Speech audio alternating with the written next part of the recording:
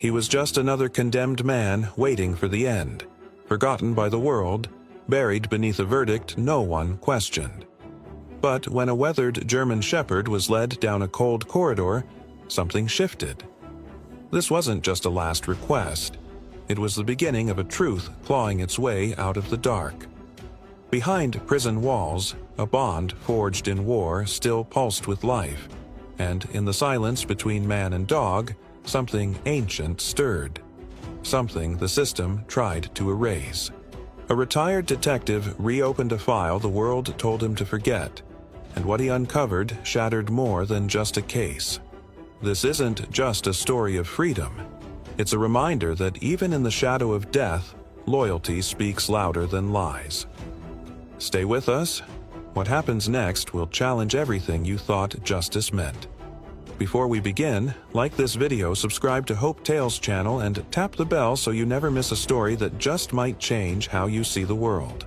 The late February wind hissed against the concrete walls of Redding State Correctional Facility, sweeping over frost-bitten fence posts and dusting the yard with fine grains of snow.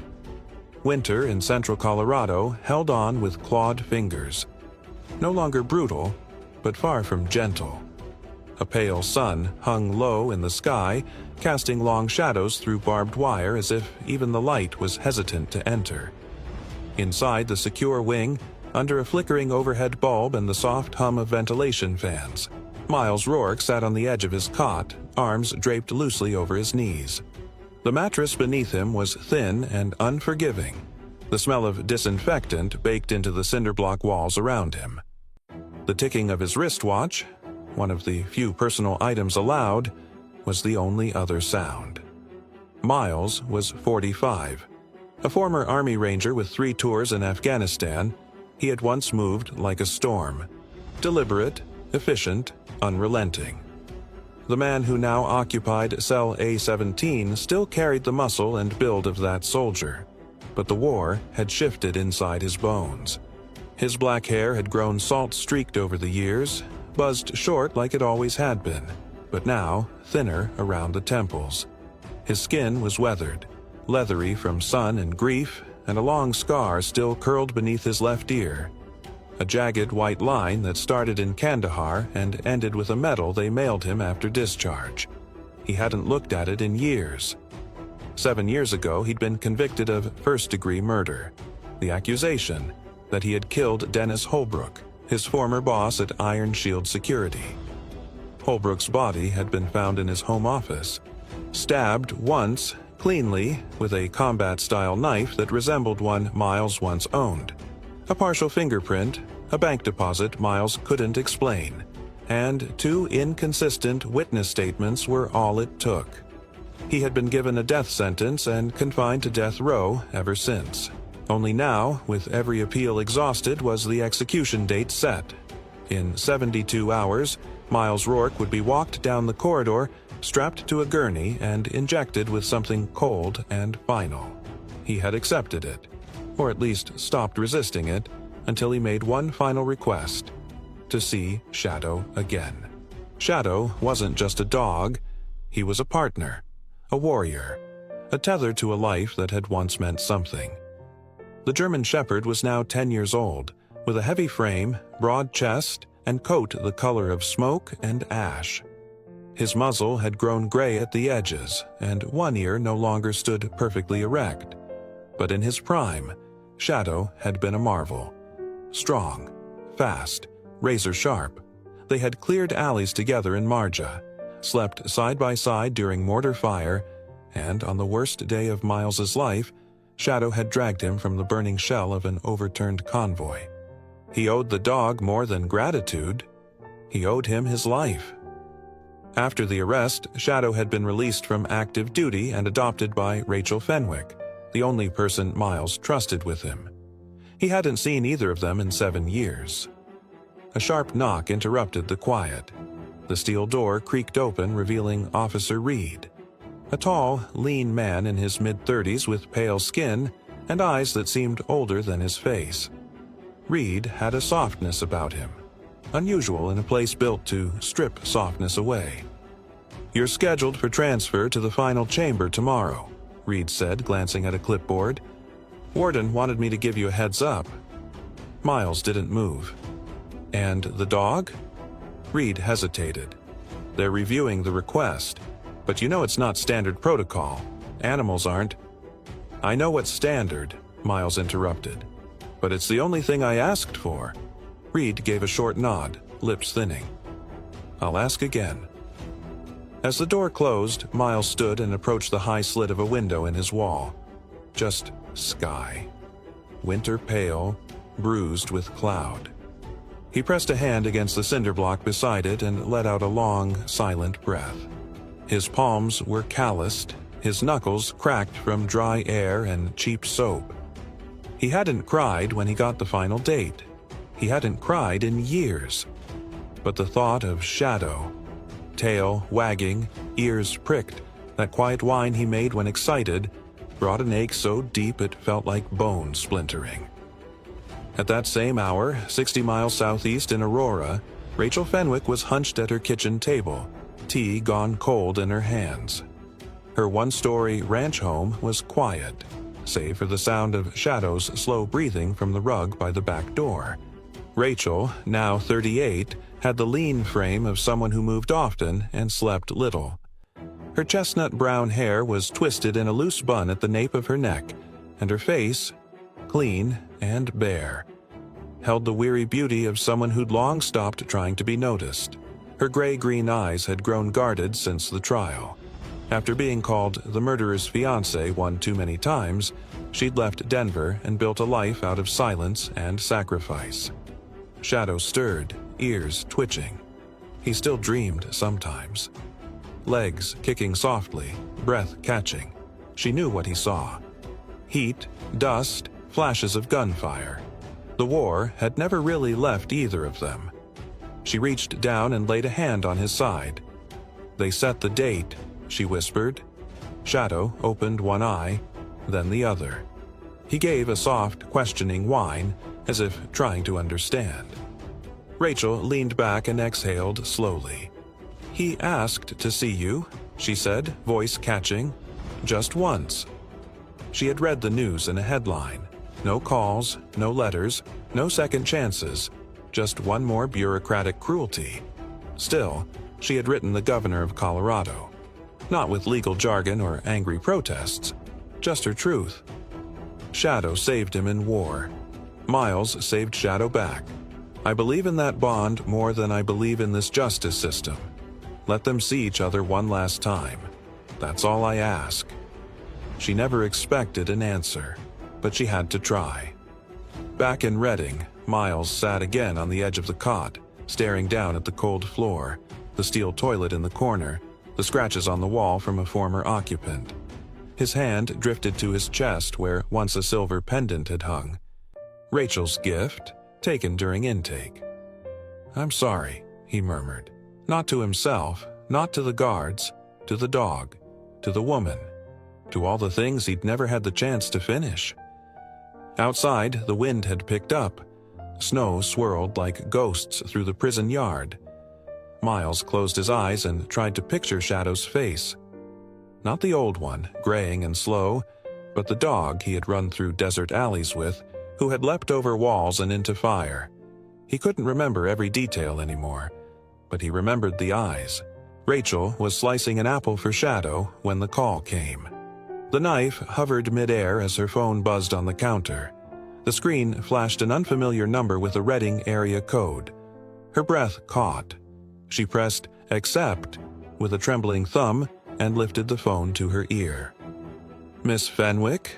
The voice was crisp, female, official.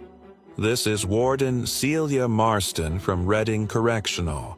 I'm calling regarding Miles Rourke's final request." Rachel's knees nearly buckled. She grabbed the edge of the sink. "Yes," she whispered, though her throat was suddenly dry.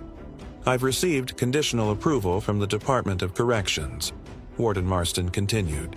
"If the dog, Shadow, is in your care, and you can bring him here within the next 90 minutes, the visit will be granted." Rachel blinked, stunned. Yes, I can. We'll leave right now." Please check in at the west gate," the warden added. "You'll be directed to a side entrance. This has never been done before, so be prepared for delays. Bring ID, and thank you for respecting the solemnity of the moment." The call ended. Rachel stood for half a second before bolting into action. She threw on her olive parka, the one with a broken zipper that she always meant to fix, grabbed Shadow's leash from its hook, and clapped her hands. "Come on, boy. We're going to see him." Shadow perked up instantly, his joints stiff but his spirit alert. He rose from his bed, tail sweeping the floor, and padded to her side with practiced precision. At 10 years old, his gait had slowed, and the gray around his muzzle had deepened, but his ears still twitched with purpose when he heard Miles' name. The truck engine roared to life as Rachel backed out of the driveway, tires crunching over a thin crust of frost. The morning light had just begun to pierce the horizon, casting a blush of orange across the wintry landscape. Snowbanks lined the shoulders of the road, dirty and crystalline, like relics of a battle long finished. Rachel's hands gripped the steering wheel so tightly her knuckles went pale. Traffic was mercifully light. Only a few semis and snowplows shared the road with her. Each green light felt like a small miracle. In the passenger seat, Shadow watched the passing trees, nose twitching at every change in wind. Occasionally, he let out a soft, questioning whine. Rachel reached across and touched his paw. "He didn't forget you," she said. "You didn't forget him either, huh?" A memory swept in unbidden. Kandahar, the aftermath of an IED explosion. She wasn't there, but she'd heard Miles recount it in hushed tones, late at night when his guard was down. Shadow had been buried beneath debris and smoke. Somehow, through the chaos, the dog had clawed his way out, located Miles beneath a collapsed wall, and dragged him free by the strap of his vest. Through fire, blood, and dust, Miles always said that if Shadow hadn't done it, he wouldn't have made it out alive. Rachel sniffed hard and focused on the road ahead. Meanwhile, in a modest house on the edge of Denver's South District, Ellis Monroe leaned back in his worn leather chair, the glow of his desktop monitor lighting the lines of his face. He was 52, though his stooped shoulders and thinning hair made him look older. A former chief detective for the Jefferson County Homicide Division, Monroe had retired early, citing burnout after decades on the job. In truth, it was the Rourke case that finally broke him. He hadn't touched the file in years. Not after testifying, not after watching Miles. Expression stone cold, not even angry. Get handed a death sentence. It should have felt like justice. It didn't. That morning, an anonymous email arrived. No message, no subject. Just one attachment titled, "Rourke, Evidence Missing HTM." He'd almost deleted it. Instead, curiosity, old and sour like spoiled milk, took hold. What he saw chilled him more than the February cold outside. It was a photograph, a screenshot of an internal report, dated 2 days after the crime scene had been processed. In it, a partial boot print was noted, one that did not match Miles's issued military boots. It had been dismissed as inconclusive and never mentioned in trial records. Another entry listed a second forensic summary, never filed with the DA's office. The word "withheld" floated in red font, flagged by the unknown sender. Monroe leaned forward, opening the drawer to his left. He pulled out a thin paper folder labeled Rourke, M, and flipped through it. He found nothing about a second report, nothing about any boot print, nothing that should have been ignored. His lips pressed together in a hard line. His fingers trembled as he dialed a number on a burner phone he hadn't used in 2 years. "Bennett," came a gravelly voice on the other end. "You know what time it is?" "It's Monroe," he said. "I need a favor." On the other end, Special Agent Clay Bennett, a forensic analyst with the Federal Crime Review Board, sat up. He was a wiry man in his late 40s with a fondness for bourbon and no patience for politics. "What kind of favor?" "I need you to check for any internal records on the Rourke case, specifically withheld forensic files. It's urgent. I think we got the wrong guy." There was a long pause. "You sure you want to open this box again, Ellis?" Monroe rubbed his face, sighing. "No, but I think it's time someone did." He ended the call and stared out his window. The sky was finally brightening. Sunlight crept across the snow outside, catching on the frost-laced edges of his garden fence. And somewhere in a prison 2 hours away, a man he might have helped wrongly condemn was counting down the last hours of his life. He couldn't let it go.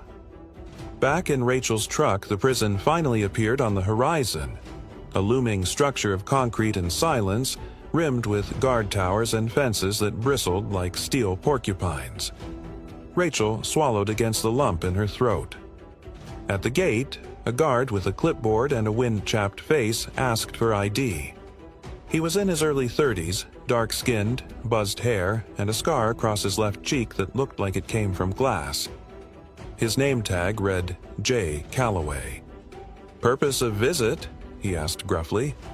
"Final request. Inmate Rourke, I'm Rachel Fenwick. This is Shadow." Calloway glanced at the German Shepherd in the back seat, then at her license. Something in his stance softened just slightly. "Follow the side road to the admin lot," he said. "Warden's expecting you." Rachel nodded, her heart thudding. She didn't thank him, couldn't find the words. She simply drove, Shadow trailing behind them like memory, like consequence. As she parked, the engine ticking in the cold, she turned to Shadow. He stared at her, ears forward, body still, waiting. "We're here," she whispered. "Let's go see him."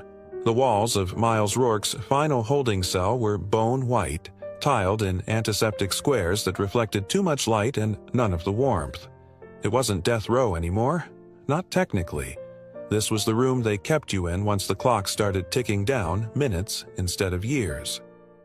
There was a narrow cot, a single plastic chair bolted to the floor, and a stainless steel toilet in the corner that hissed every hour like it too was on edge. Miles sat hunched over on the cot, fingers locked, elbows resting on his knees. He hadn't touched the sandwich they gave him. It smelled like turkey, but the bread was hard and curling at the edges. He was listening to the hum in the ceiling, that endless institutional buzz that never stopped. Not even for the dead. His thoughts, as they often did, had drifted to his mother. Joanne Rourke had been a school bus driver in Carson City, broad-shouldered, brisk, and fiercely protective. She raised Miles alone, never complained, and always insisted he say thank you with his eyes, not just his mouth. She died 3 months into his deployment in 2009. No one had told him until he returned, shell-shocked and sunburned, carrying too many names on his conscience. She'd left a letter. He had memorized it long ago. "Miles, I know you'll carry burdens I can't understand. Don't let them become your name. Come home, son. Come back to the simple things. Your dog, your porch, and someone who waits for you."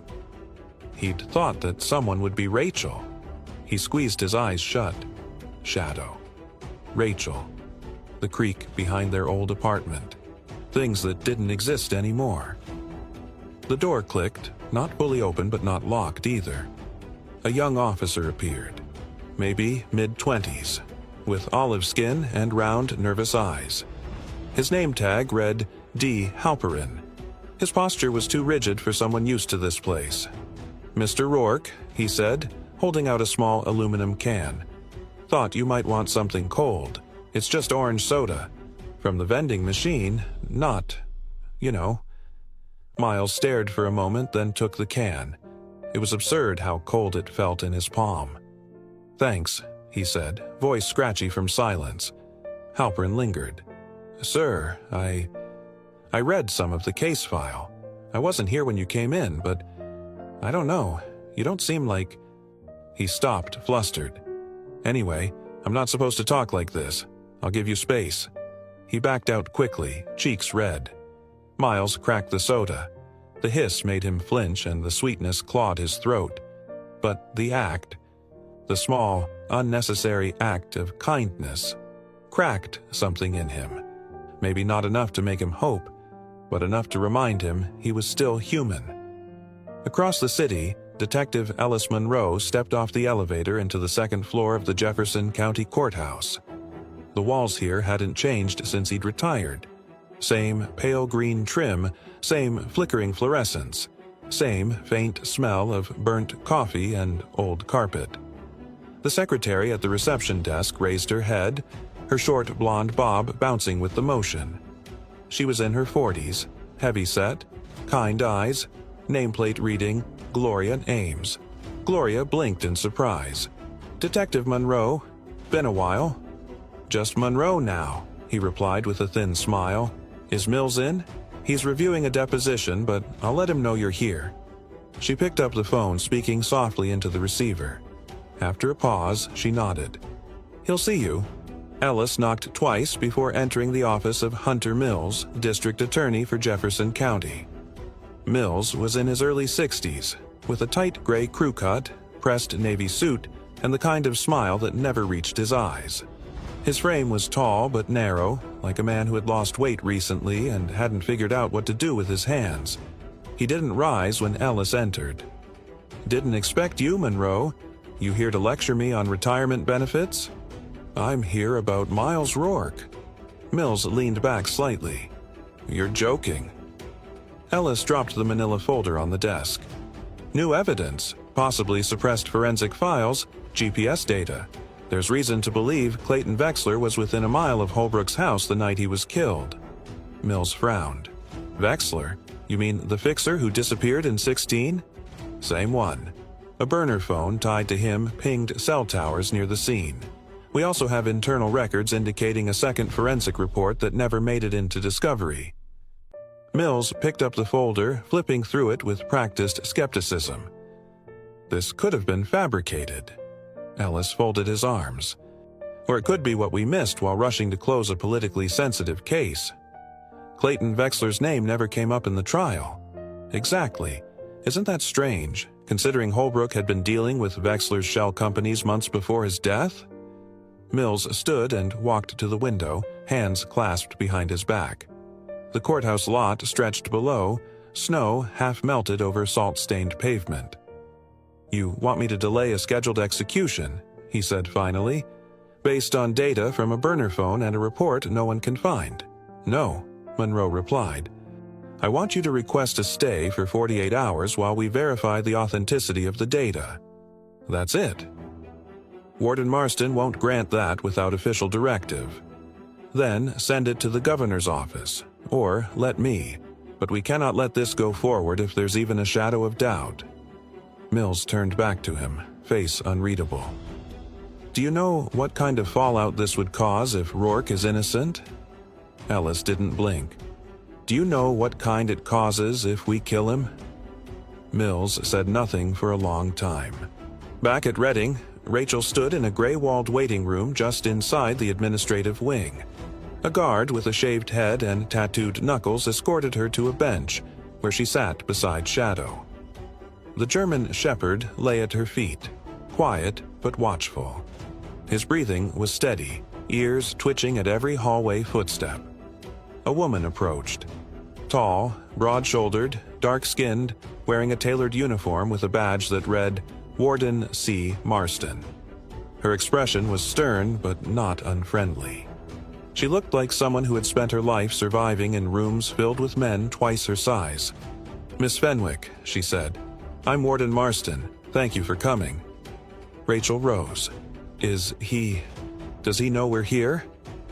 "We haven't told him yet," Marston replied. "Not until we confirm the timing. If the Department of Corrections receives any last-minute challenges, we have to be prepared." Rachel nodded, then looked down at Shadow. "Can I wait with him?" "Yes, we'll inform you the moment it's cleared." As the warden walked away, Shadow lifted his head and nudged Rachel's leg. She stroked his ears with a trembling hand. The fluorescent lights above the security wing cast a pale, humming glow over the narrow corridor that led to the special visitation chamber. The room wasn't meant for long goodbyes, just a glass pane, 2 bolted chairs, and a speakerphone. But today, Warden Celia Marston had ordered something different. Just this once. A small room with no windows had been cleared. The linoleum floor was scuffed, the radiator rattled faintly with every gust of the outside wind, and the air smelled faintly of bleach. But in the middle, waiting beside an empty metal bench, sat Miles Rourke. Clad in a plain gray jumpsuit, wrists resting on his knees, eyes distant and hollow. A low bark echoed from the hallway beyond. The door opened. Shadow entered first, unaccompanied, guided only by instinct and the memory of a bond that time had never severed. 10 years old now, with a little more gray around his snout, his posture still carried the poise of a trained K9. But as soon as his eyes met Miles's, that training dissolved. He let out a sound, a broken howl, half bark, half cry. Then he ran. Miles rose to his feet just in time to catch the 75-pound mass of fur and loyalty as Shadow leapt into his arms. The momentum knocked him backward onto the bench, and Shadow pressed his muzzle against Miles's neck, whining, licking, trembling. Miles didn't cry. Not at first. He just wrapped both arms around the dog and pressed his forehead to Shadow's, his mouth muttering something no one could hear. His shoulders shook once, then again, and then the tears came. 7 years of silence, of isolation, of steel beds and concrete walls, broken by the warmth of the one soul who never stopped waiting. Rachel stood just inside the door, her hand gripping the frame. She hadn't planned to enter, hadn't wanted to intrude on the sacred reunion. But when Miles looked up and saw her, everything stilled. She had aged. Her auburn hair was now flecked with silver, pulled back in a low braid. The dark circles under her eyes told stories of sleepless nights, but her posture remained gentle, grounded, the way it always had when tending to frightened animals or grieving families. She wore a simple dark coat and jeans, her vet's badge still pinned to the inner lapel, a small token of who she remained through all these years. Miles rose slowly, Shadow still leaning against his knee. His eyes met hers, and for a long moment, neither said a word. What words could span the chasm of 7 years? Finally, Miles whispered, "You kept him." Rachel nodded, her voice nearly breaking. "I kept him safe, like I promised." Shadow, as if understanding the weight of the moment, stepped aside and lay between them. Paws crossed, eyes alert. Rachel stepped forward, and Miles reached out, taking her hands gently. "I'm sorry," he said.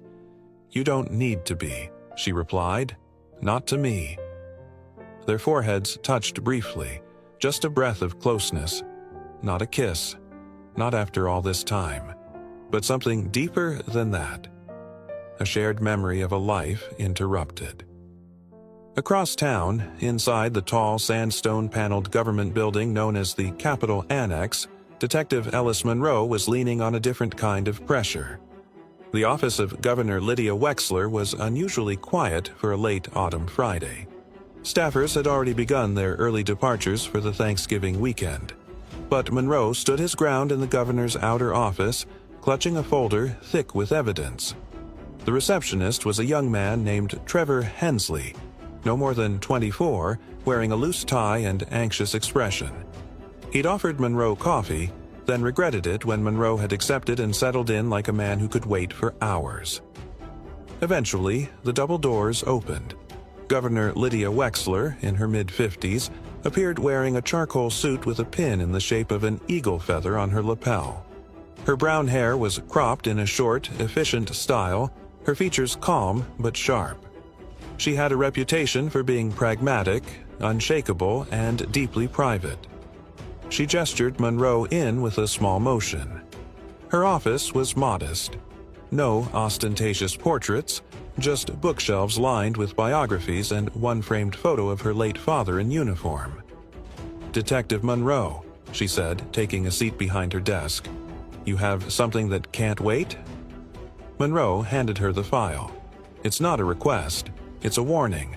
If you don't issue a stay of execution for Miles Rourke, you may be signing off on the death of an innocent man." Wexler opened the file and began reading silently. "You know how this works," she said after a moment. "We don't override court decisions lightly." "I know," Monroe said, "but I also know your father served in the same division as Rourke. Afghanistan, 2006. That's not why I'm here, but I won't pretend it's irrelevant." She looked up sharply. "That's a cheap angle." "It's a human one," Monroe said evenly. The governor leaned back, fingers steepled. "You're saying this Wexler planted evidence?" "Yes. The missing forensic sample, the unaccounted GPS records, the payoff through shell accounts traced back to Holbrook's own company. Rourke didn't do it, and we both know the wheels of justice turn too slowly for the innocent." Wexler was silent for a long time. Finally, she reached for her desk phone. "Contact Department of Corrections," she said to her assistant outside. "File an emergency stay for inmate Miles Rourke. 48 hours, pending investigation." She hung up, then turned to Monroe. "You have 2 days. If you're wrong, this all collapses. If you're right, then you've just stopped a grave mistake."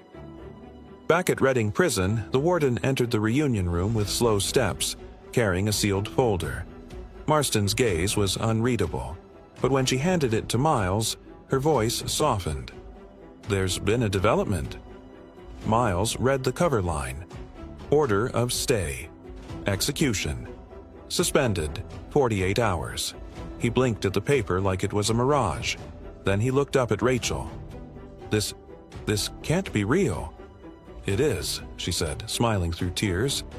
"You're not dying tomorrow, Miles." He sat down hard, the paper shaking in his hand. Shadow leaned against his leg again, offering the only constant he'd ever known. And for the first time in years, Miles Rourke allowed himself to believe in morning. The courthouse in Denver stood like a solemn sentinel beneath a pale December sun, its stone steps dusted with frost and its bronze doors guarded by uniformed officers. Reporters had gathered outside, their breath fogging in the cold air, cameras poised like rifles. This wasn't just another legal proceeding, it was a reckoning. Inside, the special courtroom had been rearranged for the emergency hearing. Miles Rourke sat beside a state-appointed defense attorney named Selina Roth, a woman in her early 40s with straight black hair, olive-toned skin, and eyes like burnished steel. She was known for taking pro bono cases when the system got too smug for its own good. Her reputation, brilliant, precise, and unshakably ethical. Miles wore a simple navy sweater over a white shirt, the shackles finally gone. He looked thinner than most remembered, his shoulders narrower, beard trimmed by the prison barber but still coarse. Yet there was something unbreakable in his posture now, as though 7 years of silence had forged a quiet kind of armor. Rachel sat in the second row, her hands resting on Shadow's back. The old German shepherd lay curled by her feet, tail thumping against the bench now and then. He'd refused to leave Miles' side since they were reunited. Even now, he watched the door as though expecting some final test of loyalty. Detective Ellis Monroe stood near the back, a man now reluctantly accustomed to attention. Dressed in a charcoal coat and dark slacks, his salt and pepper hair combed neatly for the occasion, he remained unassuming until he took the stand. The judge presiding was Martha Landon, a woman in her late 60s with a no-nonsense face carved by decades in the legal system. She wore her robes like a battle-worn general, and when she entered, the room fell into a respectful silence. "The court is convened for the matter of Miles Rourke versus the state of Colorado," she announced. "Mr. Rourke was convicted of first-degree murder 7 years ago. Due to the emergence of new evidence, this court will review the integrity of that conviction." The prosecution, led by Assistant District Attorney Spencer Noland, a lean, red-haired man with a sharp voice and nervous hands, opened first. But his arguments lacked their usual fire.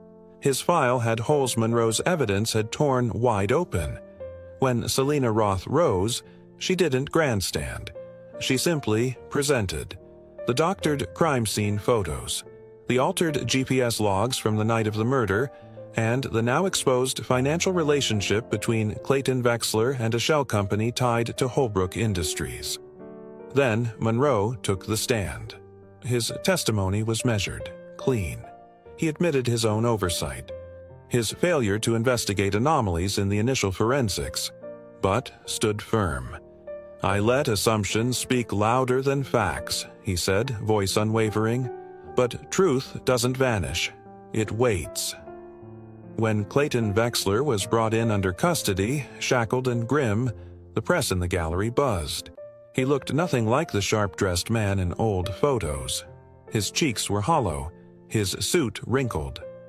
Years of skimming contracts and setting up fixes for powerful men had come undone in a week. ADA Noland stood again, slower this time. "Your Honor, the state concedes that the conviction of Mr. Rourke relied on evidence that should never have been admitted. We support his immediate release." The silence was immediate, thick with disbelief. Judge Landon looked down at Miles, her voice neither cold nor warm, only true. "Mr. Rourke, you were sentenced to die for a crime this court now recognizes was unproven and built upon deceit. This ruling hereby vacates your conviction. You are free to go, with the apologies of this court and this state."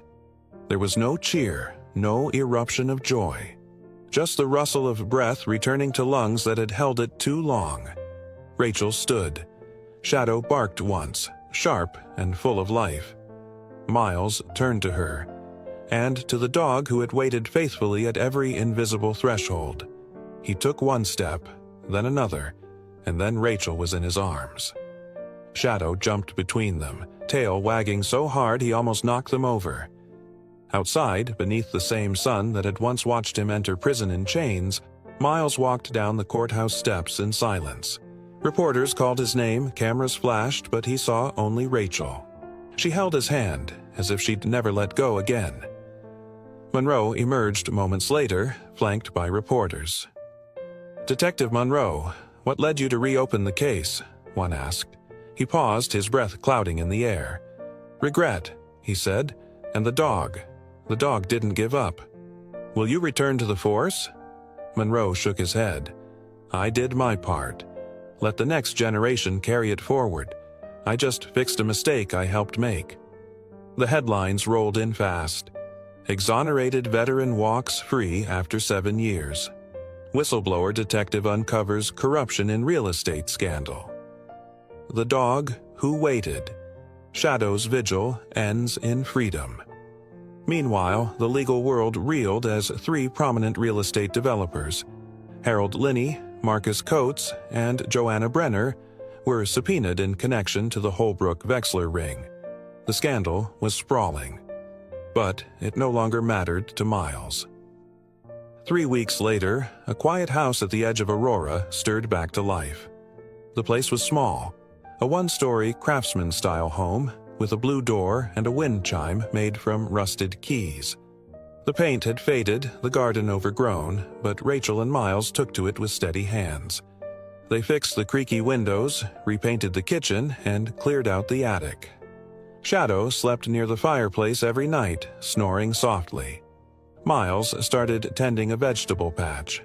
Rachel reopened her clinic 2 days a week. Sometimes they spoke of the years between as if they were just dreams. Other times they sat in silence, grateful for a world that no longer demanded explanation.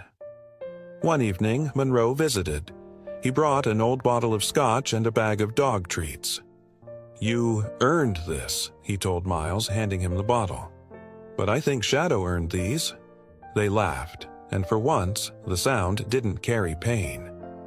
At dusk, Miles stepped outside, the frost now retreating under early winter warmth. Shadow followed, sitting beside him on the porch. The stars blinked awake one by one, and Miles whispered, "We made it, buddy." Shadow leaned against his leg and gave a low, satisfied huff. Sometimes life tests our faith not with thunder, but with silence, with years of waiting, with being misunderstood, with loving something the world turns its back on. But as Miles, Rachel, and Shadow showed us, loyalty never fades, and love, true love, waits. In our everyday lives, we may not face prison walls or legal battles, but we all face moments where we must choose to believe. In someone, in a second chance, in a quiet truth the world has overlooked. If this story moved you, please give it a like, share it with someone who still believes in goodness, and subscribe to Hope Tales channel for more stories that speak to the soul. And don't forget to tap the notification bell so you'll never miss the next story that just might change your day. Thank you for watching. Every night he waited in the rain, refusing to leave the hospital doors. Doctors thought he was just a stray. Until one morning, he walked into the pediatric ward, placed his head on a dying boy's lap, and changed everything. But who was he waiting for? And why wouldn't he stop? The town of Willow Run sat quietly at the edge of Vermont's greenbelt. Its brick buildings lined with maple trees that now flamed in hues of amber and red. October had arrived with sharp winds and endless drizzle, cloaking the town in a soft gray mist. The rain fell steady that evening, slicking the streets with fallen leaves and filling gutters with swirling currents. Outside the Willow Run Community Medical Center, puddles gathered like silent watchers, and headlights from the parking lot reflected off the wet asphalt like melted gold.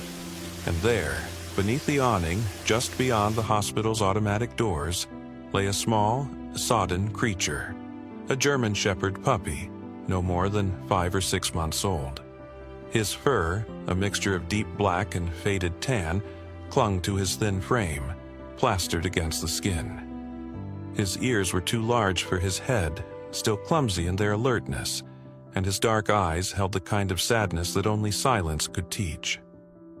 The pup was curled into himself, his paws tucked in tight, his snout resting on the cold concrete. He did not shiver, he did not move, he simply watched. Dr. Marcus Ellery exited the hospital just as the sky turned from dusk to steel. He was a tall, broad-shouldered man of 48, with a face carved by long deployments and longer nights, deep lines etched beside his eyes, hair closely cropped and beginning to gray at the temples. His gait carried a precision from his years as a military field doctor, and there was a hardness to his posture, one that spoke of discipline over sentiment. After retiring from the Army Medical Corps 5 years ago, Marcus had taken the position of Chief of Internal Medicine at Willow Run Medical, a quiet place compared to the battlegrounds he had once known. That suited him. He didn't need chaos anymore. He needed order. As he stepped under the hospital's archway, the automatic doors hissed shut behind him. He paused only briefly to adjust his scarf when his gaze caught on the motionless shape by the entrance. The dog looked up, their eyes meeting through a thin curtain of mist and rain. Marcus stopped. It was not the first time he'd seen a stray, but there was something in this pup's gaze, an unwavering, expectant look that pinned him in place. He muttered to himself, "What in the world are you doing out here?" Then, more defensively, "You don't belong here." A voice answered from behind him. He's been here every evening for over a week now. Marcus turned to see a young woman standing just inside the glass. She wore navy scrubs under a tan rain jacket, droplets glittering on her hood. This was Sadie Miller, a newly transferred nurse in the general ward. She was 29, of medium height, with a slender build and long chestnut brown hair usually tied into a low ponytail. Her face carried a quiet grace, but her gray eyes were often shadowed by some private sorrow. Most staff found her kind but reserved. She had moved to Willow Run from Albany 3 months prior, and though no one pried, rumors suggested she had once lost a sibling in a hospital just like this one. Perhaps that explained the way she lingered near terminal patients, her touch gentle, her voice softer than most. Marcus glanced back at the dog. "That long?" Sadie nodded. "I leave the night shift most evenings around this time. He's always there, never begs, doesn't bark, just waits." Marcus said nothing. He wasn't a dog person. He wasn't, strictly speaking, a people person either, but something about the pup's stillness unnerved him. Like watching someone endure a vigil they didn't understand but refused to abandon. He began to walk toward his car, but halfway across the lot he stopped again. The wind tugged at his coat, and the rain tapped steadily on his shoulders. He turned and looked back. The dog hadn't moved. That night, Marcus lay in bed longer than usual, unable to fall asleep. The hospital was never short of patients or stress, yet the image of the puppy, rain-slicked and unmoving, clung to his thoughts like the mist to the windows. The following evening, Marcus stayed late, catching up on consults. As he exited near midnight, the hospital was quiet, the halls long and echoing. The rain had lessened, but the air was heavy with moisture. Stepping outside, he was unsurprised to find the pup in the exact same spot, curled against the wall just beside the entrance doors. This time, Marcus approached. "You're still here," he murmured, crouching down several feet away. The dog lifted his head slightly but did not get up. His fur was matted at the flanks, and his ribs hinted just faintly beneath his skin. He didn't look feral, just forgotten. "You're too young to be out here alone." Marcus pulled off one of his gloves and slowly extended a hand. The dog sniffed the air but made no motion forward or back. They simply stared at each other. From inside the hospital, the sliding door whooshed open again. Sadie stepped out, holding a small paper bag. "I figured he'd still be here," she said. Marcus stood, brushing rain off his sleeves. "You feeding him?" She offered a soft smile. "Just some leftover chicken and biscuits. He doesn't always eat, but I like to try." The pup raised his nose slightly at the scent, but still didn't move. Sadie placed the bag a few feet away and stepped back, patient. Eventually, the dog stretched his front paws, rose slowly, and limped to the bag, favoring one of his back legs. He ate in silence, delicately, as though still expecting to be chased off. Marcus noticed the limp. That leg bothering him? Probably twisted, or maybe he got hit, it's hard to tell. I tried to get close once, but he doesn't seem ready. They both stood in silence for a long minute, the only sounds the hum of the hospital generator and the distant wind rustling dying leaves. "What's his name?" Marcus asked. Sadie glanced at him. "I call him Owen. Don't know why, it just felt right." "Owen," Marcus echoed under his breath. The name suited the quiet strength the pup carried. It sounded like someone who endured. Sadie turned to go. "Good night, Doctor."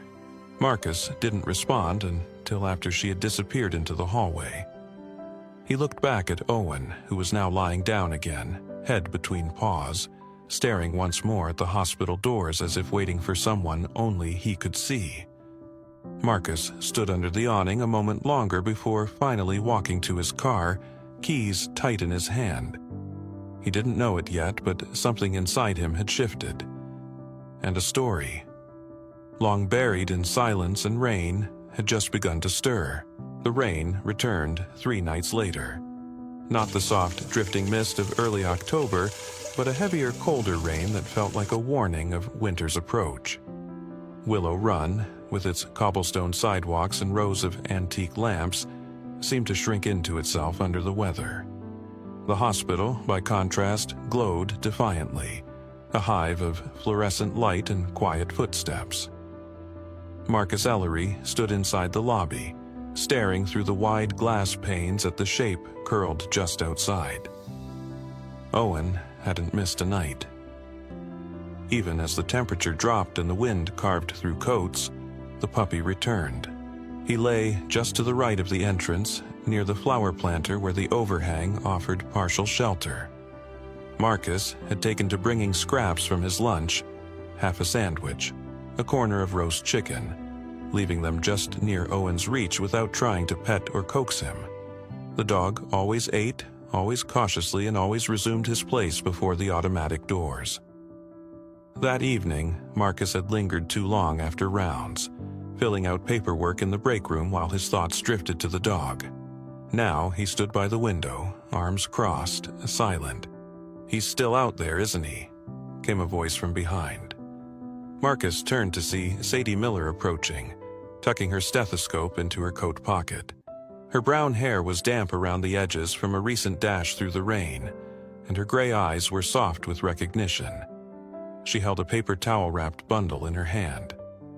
"Chicken and rice, cafeteria surplus," she said. "Mind if I—" Marcus opened the side door for her, following behind. Owen didn't flinch at their approach, just watched. Sadie crouched, placed the food gently on the concrete, then backed away a few steps. "He trusts you more than me," Marcus muttered, hands buried deep in his coat. Sadie smiled faintly. "I doubt that. I think he just knows we won't hurt him." After a pause, she added, "You've been watching him more lately." Marcus hesitated. "He's always there, hard to ignore." Sadie glanced at him sideways. "I think he's waiting for someone." The suggestion lingered. Marcus exhaled. Maybe, maybe not. Sadie didn't push. Instead, she watched as Owen ate in silence, rain pattering gently on the overhang. She finally said, "When I was 19, my sister got sick. We didn't know it was that serious, a rare virus. The doctors tried, but she didn't make it. I was with her every day in that hospital." Her voice was steady, but the air around her felt different, now heavier. Marcus turned toward her. "I always thought, maybe if I'd noticed the signs sooner, asked the right questions." She gave a slight shake of her head. "I never got to say goodbye." He didn't reply. He couldn't. But he understood. Sadie looked back at Owen. "Sometimes you feel like you owe something you can't explain. That's what he reminds me of. That kind of waiting."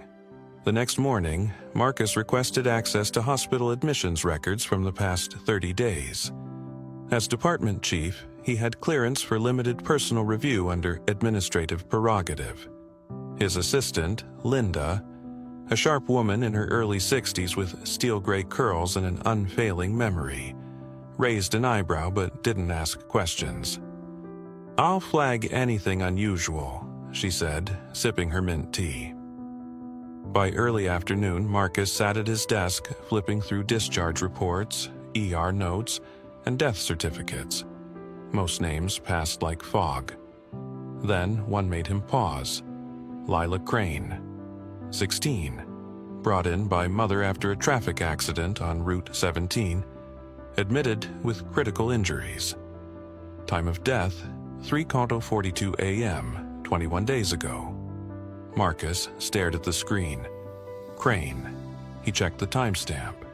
That aligned closely with the period Owen had started appearing. He tapped the keyboard again. Lila's address. Rural edge of Willow Run, just off Greystone Trail. No other next of kin listed. He leaned back, heartbeat slow but heavy. That evening, Marcus returned to the hospital lobby just before the end of Sadie's shift. She was organizing patient forms behind the nurse's station, hair pulled back into a practical bun, her cheeks still faintly flushed from a long shift. "I found something," he said. She looked up. "About Owen?" He nodded once. "A girl, Lila Crane, 16. She died 3 weeks ago. Car accident. She was brought here. No siblings. Lives on a farm outside town." Sadie's lips parted slightly. "And the dog?" No mention of a pet in the file, but... He motioned toward the window, where Owen now lay just beyond the glare of the lobby lights. "I don't think that's coincidence." Sadie walked over to the glass. Owen hadn't moved. He seemed part of the building's shadow now. "We should talk to the family," she said quietly. "Just the mother. Eleanor Crane." The next morning, under a sky thick with cold gray, Marcus drove out toward Greystone Trail in his dark green Subaru. The road narrowed past the town line, flanked by wooden fences and skeletal trees. The Crane property came into view slowly. A pale, two-story farmhouse with white siding and a front porch sagging from years of snowfall. The fields around it were overgrown, but not abandoned. Eleanor Crane answered the door after the second knock. She was in her late 60s, slender and tall, with silver hair pinned neatly into a twist and deep-set green eyes. She wore a thick cardigan, a long skirt, and house slippers. Her expression was wary but calm. "Yes?" Marcus removed his cap. "Miss Crane, my name is Dr. Marcus Ellery. I work at Willow Run Medical." She stiffened slightly. "I know the place well. I was hoping to ask you about your daughter, Lila." Eleanor's mouth pressed into a line. "You're 3 weeks too late for that." "I'm sorry," Marcus said sincerely. "I just have a question about a dog, a young German shepherd. Has he ever been yours?" Her expression faltered. Then she opened the door wider. "You'd better come in." The living room was warm and worn. A wood-burning stove in one corner, a faded rug, family photos on the wall. One of them showed Lila, a slight teenage girl with long auburn hair and a shy smile. Kneeling beside a younger Owen, the dog's ears flopped forward in playful mischief. Eleanor saw Marcus's eyes linger on the photo. She rescued him from a shelter. He was barely 10 weeks old. Named him Owen after her favorite book character. They were inseparable. Her voice caught. "When the accident happened, he bolted. I searched everywhere, called every shelter. I thought we'd lost him too." Marcus told her where Owen had been, how he came every night to wait at the hospital entrance. Eleanor's eyes glistened, but she didn't cry. Instead, she sat very still, her hands folded in her lap. She used to tell him if anything ever happened to her, he should wait for her where they first met. She meant the shelter. But the night we rushed her into that hospital, she whispered something to him. I didn't hear it. They sat in silence for a long moment. "I think he heard her," Marcus said gently. "And he's still waiting." The early days of November crept in with a hush.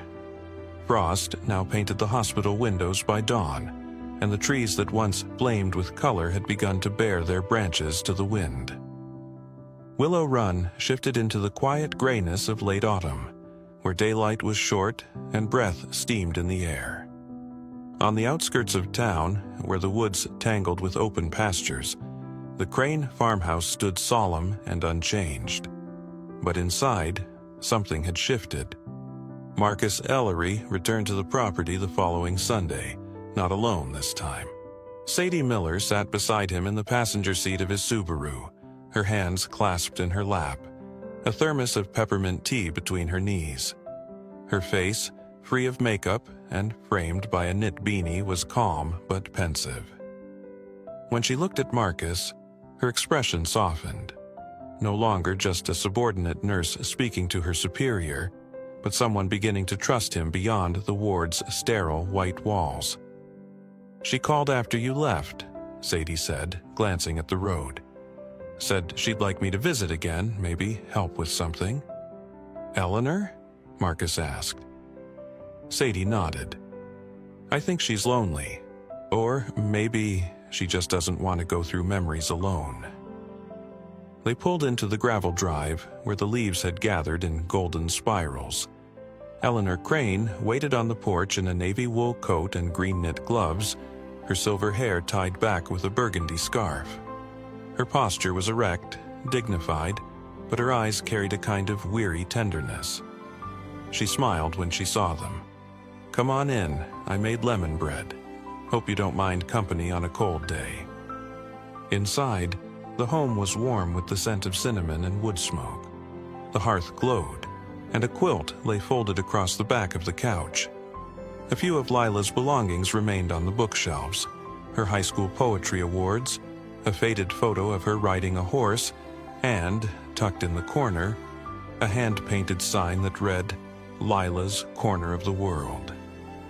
Owen wasn't with them. Marcus had asked Eleanor for permission to bring him home that night after their first meeting, and she had agreed. It had taken time and soft words, but Owen had finally followed Marcus into the car, reluctant, wary, but without protest. He now stayed in Marcus's mudroom, where a dog bed and fresh bowls had been laid out. He didn't explore much yet, but he no longer bolted when Marcus opened the door. As they sipped tea and shared slices of lemon bread, the conversation turned naturally toward Lila. She wasn't like other girls her age, Eleanor said. Didn't care about phones or parties. She loved quiet things, books, trees, animals that no one else wanted. Owen was like that, scared, scarred, unwanted. But she saw something in him. Sadie asked softly, did she say anything about what she wanted for Owen, if something ever happened?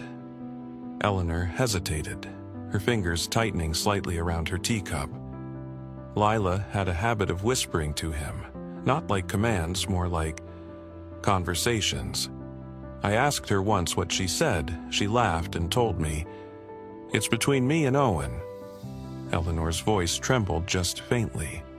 But the night we drove to the hospital, she looked right into his eyes and said, "You know what to do if I don't come back." Marcus felt a chill despite the fire's warmth. He didn't speak. Neither did Sadie.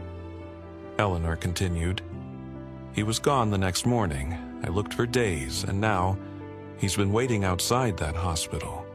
She must have told him to go back to where they found each other, the shelter.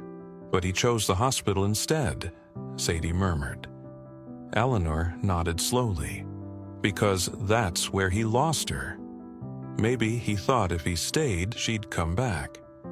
They sat in silence for a while after that, letting the weight of it settle. After helping Eleanor carry in a stack of firewood from the porch, Sadie lingered outside while Marcus returned to the living room. Eleanor handed him a small wooden box. Inside were Owen's old toys, chewed rope, a cracked tennis ball, and a tag from the shelter where Lila had adopted him. "I thought you should have these," Eleanor said. "He's yours now, isn't he?" Marcus looked at the box, then back at her. "Are you sure?" She nodded, blinking back tears. "He's not coming back here, and that's okay, but I want to believe someone will love him the way she did." Marcus hesitated. "I've never had a dog, never thought I'd want one. But you stayed even after you didn't have to. That tells me enough." Outside, Sadie stood by the fence, her breath misting in the cold. She watched a lone crow circle overhead, then land silently on a bare tree limb. Eleanor joined her. "She was about your age," Eleanor said gently. "When Lila was born, I was 38. Sadie glanced over, unsure what Eleanor was reaching toward. "I wasn't ready. I wasn't patient. I didn't become a good mother until later. And then one day she was gone, and I realized I'd never told her I was proud of her." Sadie's voice cracked slightly. "You think she knew?" Eleanor turned to her, firm but kind. "Yes. Because I told her every day in the way I made breakfast, or waited in the car after school, or learned the names of all the animals she brought home. You don't have to say the words to be understood, but it helps." They stood in quiet understanding, two women separated by years, but drawn together by the ache of shared absence. That night, back in Marcus's home, Owen lay curled in the mudroom again, his head resting on his paws. Marcus sat on the floor beside him, box of toys open, turning the shelter tag over in his hands. The numbers on the back were barely legible anymore. He placed the tag on the ground. "You miss her," he said softly. "I know." Owen didn't move, but his ears twitched. Marcus leaned back against the wall. "I don't know how to be what she was, but I'll try." The fire in the living room popped once, casting light through the hallway. Owen lifted his head, looked at Marcus, then laid it down again. closer this time. The cold deepened in Willow Run as the last golden leaves gave way to bare branches and the ground began to harden with early frost. Winter had not yet arrived, but it loomed in the brittle air and in the scarves now wrapped tightly around every neck. The town took on a quieter tone, as if bracing for the stillness to come. Inside Marcus Ellery's home on Birch Hollow Lane, the warmth of firelight pushed back against that creeping hush. Owen had been living with Marcus for nearly 2 weeks now.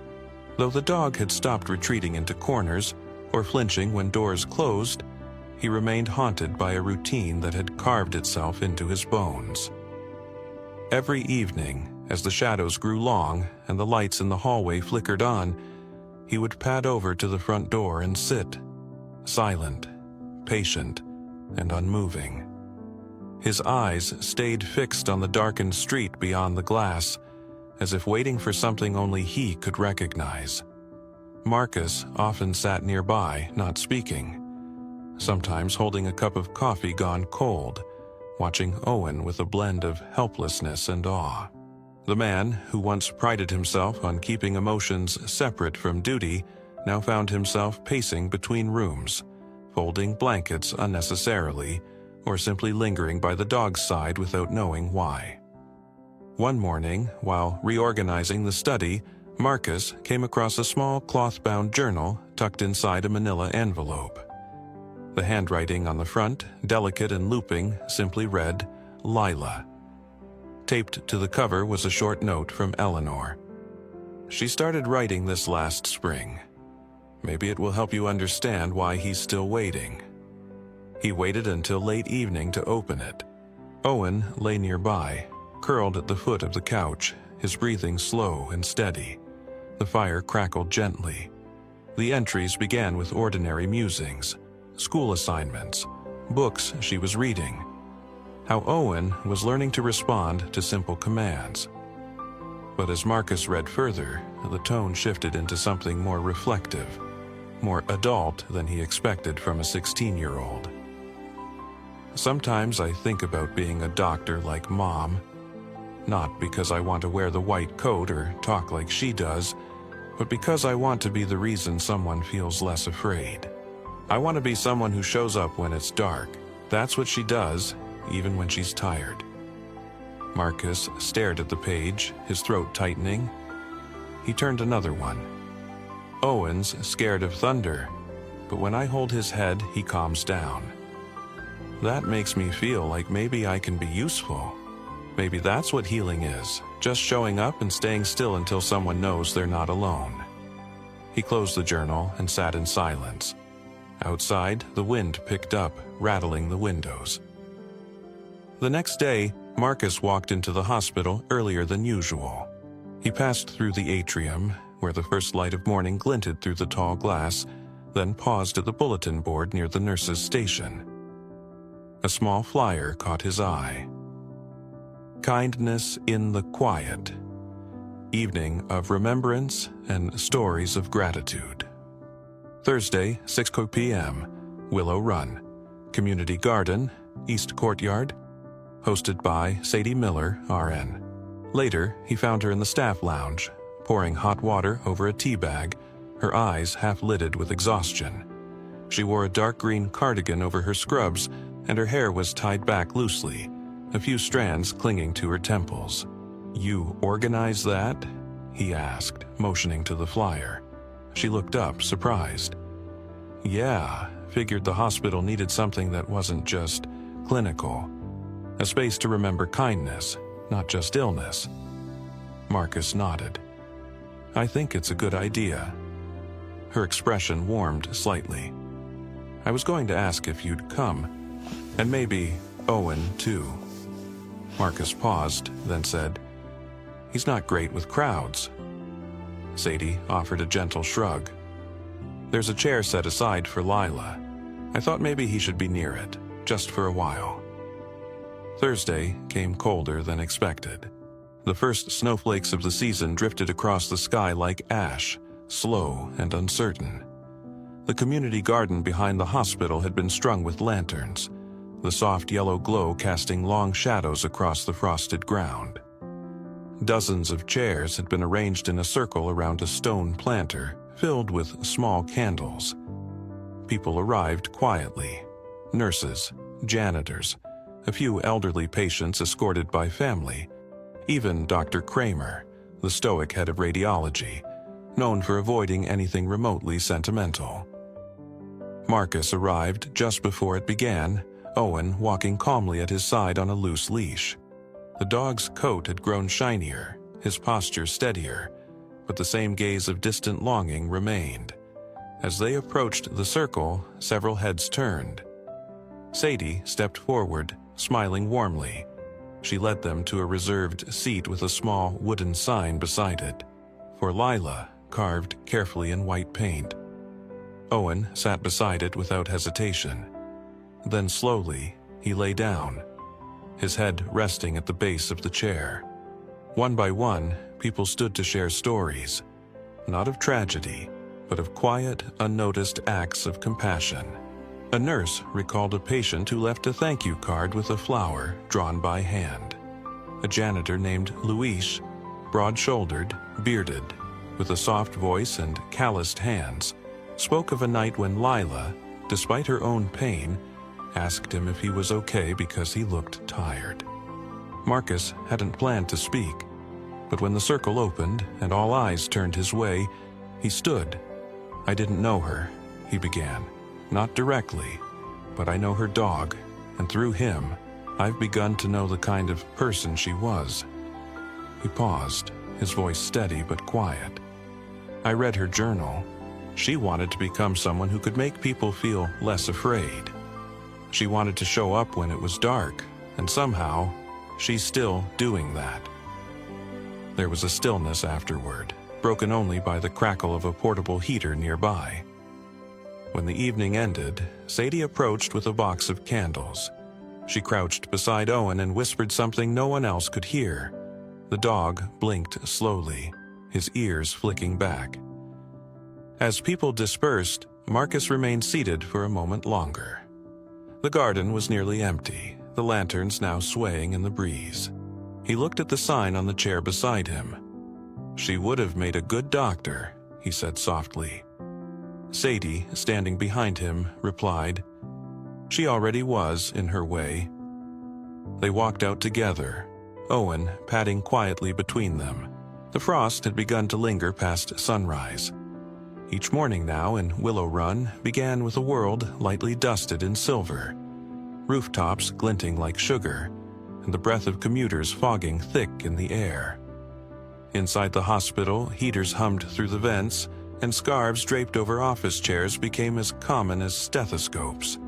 Yet, on one particular morning, something subtle, almost imperceptible, changed.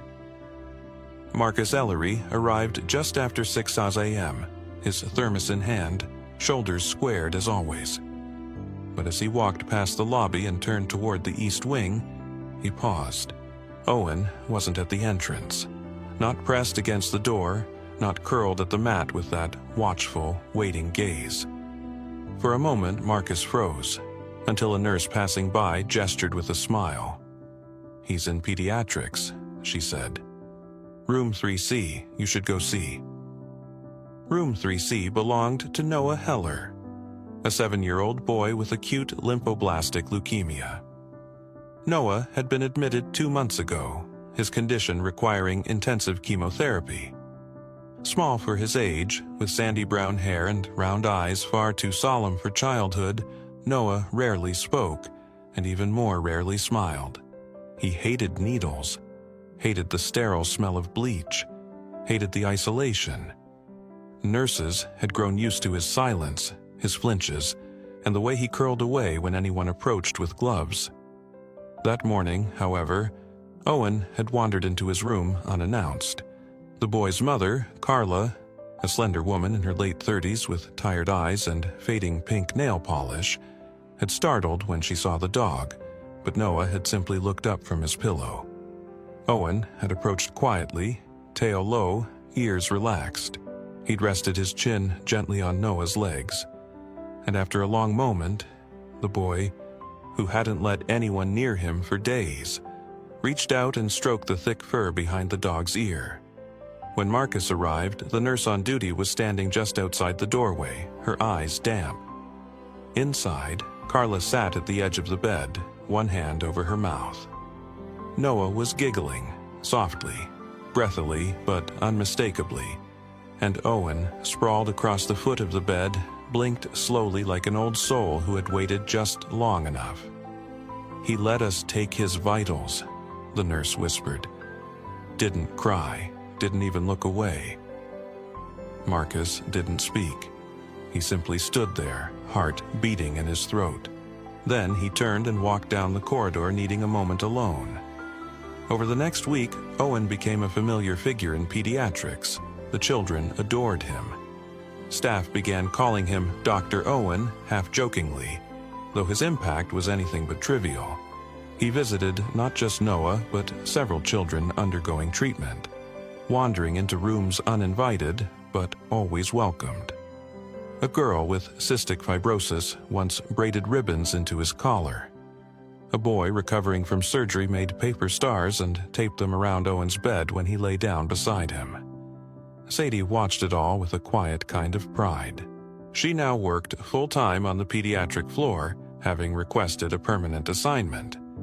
It was clear to everyone that she had found her place, and in many ways, Owen had led her there. One afternoon, as Marcus reviewed test results at his desk, Sadie entered with a folder and a look of determined calm. "I'm not leaving," she said, before he could look up. He raised an eyebrow. "Was someone trying to make you?" "No," she said, sitting, "but I wanted to be sure you knew. I'm staying in Willow Run. I found an apartment near the edge of town. There's a bakery downstairs." Marcus leaned back, nodding slowly. "Good. This place needs you." Sadie smiled faintly. "So does he." They both glanced toward the hallway where Owen had just wandered past with a plastic IV pole attached to a toddler's toy wagon following behind. Later that week, Marcus submitted a letter to the board of directors, withdrawing his intent to retire. He'd filed the original paperwork nearly a year ago, during a stretch of fatigue and burnout so deep it had felt irreversible. But that had been before Owen. Before Lila. Before he rediscovered what it meant to be necessary, not for his knowledge, but for his presence. "I'd like to stay on another 5 years," he wrote, "and I'd like to formally petition for Owen to be designated as an official therapeutic support animal for the hospital." It didn't take long for approval to come through. By mid-November, Owen had an ID badge clipped to his collar. "Owen, Therapy Companion," it read, with a small paw print beside his name. A photographer from the local paper came to do a feature, and soon Owen's story spread beyond the town limits. One early evening, as golden light spilled across the hospital courtyard, a small dedication ceremony was held in the staff lounge. There were no long speeches, just quiet conversations, trays of cookies, and a framed photo of Lila placed gently on the fireplace mantel.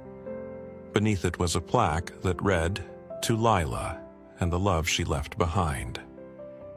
In the corner of the room, Marcus sat in an armchair, one leg crossed over the other, a cup of coffee cooling in his hand. Owen lay beside him, head resting on Marcus's boot, eyes half closed. Nurses passed by and nodded. Janitors paused to scratch Owen's ears. Even Dr. Kramer, the emotionally unavailable radiologist, gave a faint smile before returning to his reports. Sadie joined Marcus, settling into the chair beside him. She held a clipboard, but she wasn't working.